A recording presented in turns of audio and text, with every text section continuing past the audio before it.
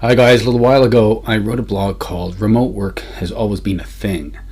And I wanted to follow that up because at the time when I wrote that, we weren't at a place where workplaces were being thrown into the idea of remote work, whether they liked it or not.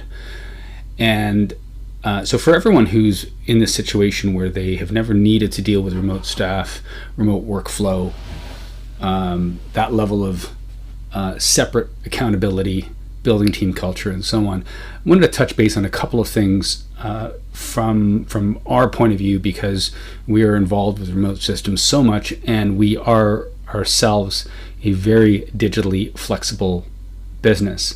So we spend a lot of time adjusting, experiencing the pain points, understanding why and where things work and fall apart. I want to pass a few things on to you.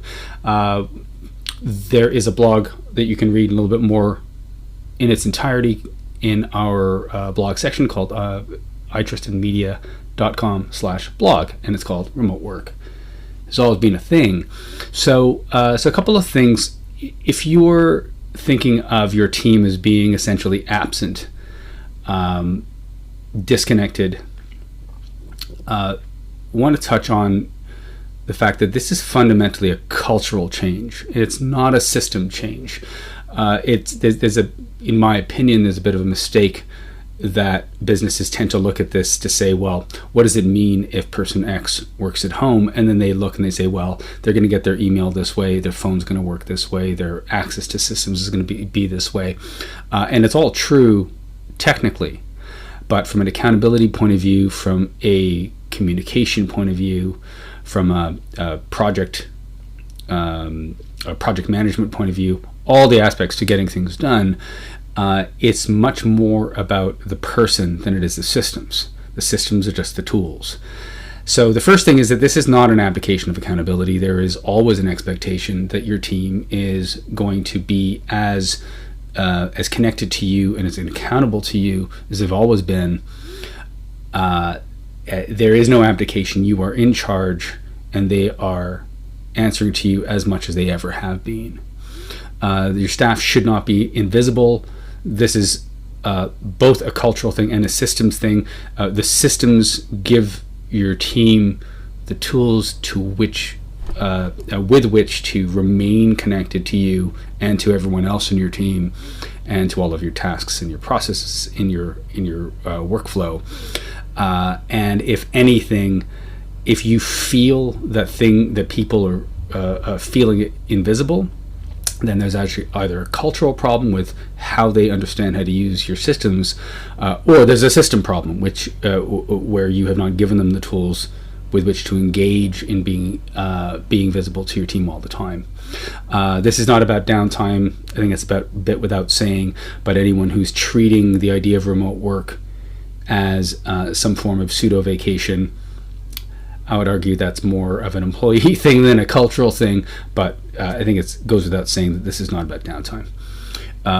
I don't see this as a compromise. In fact, if anything, I see this as being required. And this is whether you guys are by default a digitally flexible business, partially remote business, or 100% bricks and mortar. When you take control of these kinds of processes as though they were remote, it is the opposite of compromise, because it is going to improve your accountability. And I'll get to that in a minute. On the same topic, out of sight, out of mind, there is an assumption that when someone is remote, that their understanding is that they are supposed to be digitally visible. There are tools to do this.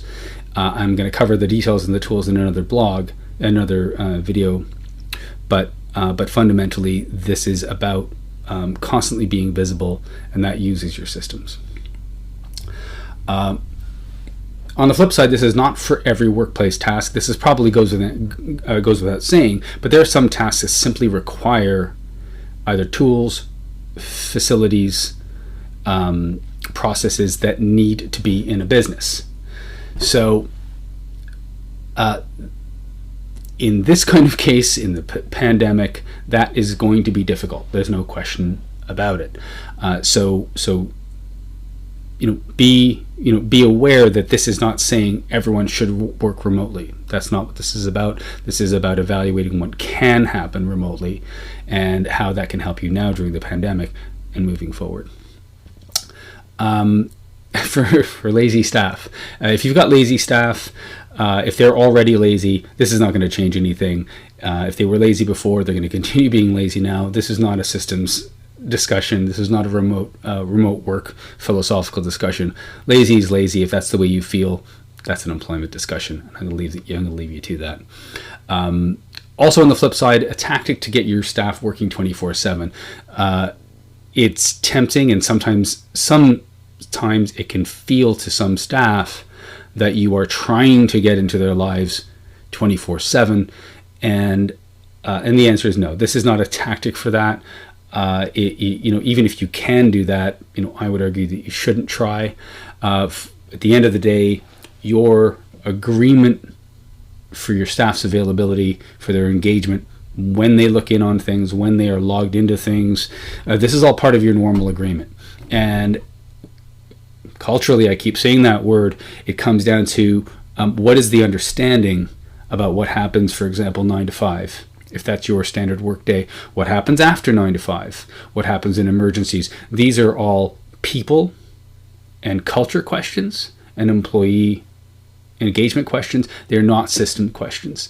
So if you find yourself pushing your staff into some form of 24/7 on-call availability, you may find yourself with blowback, because that's not the point of this. It's about connectivity and speed, whether you are in the office or not about taking over your staff's lives, unless, of course, that's the agreement, and you're probably paying them lots of money to do that.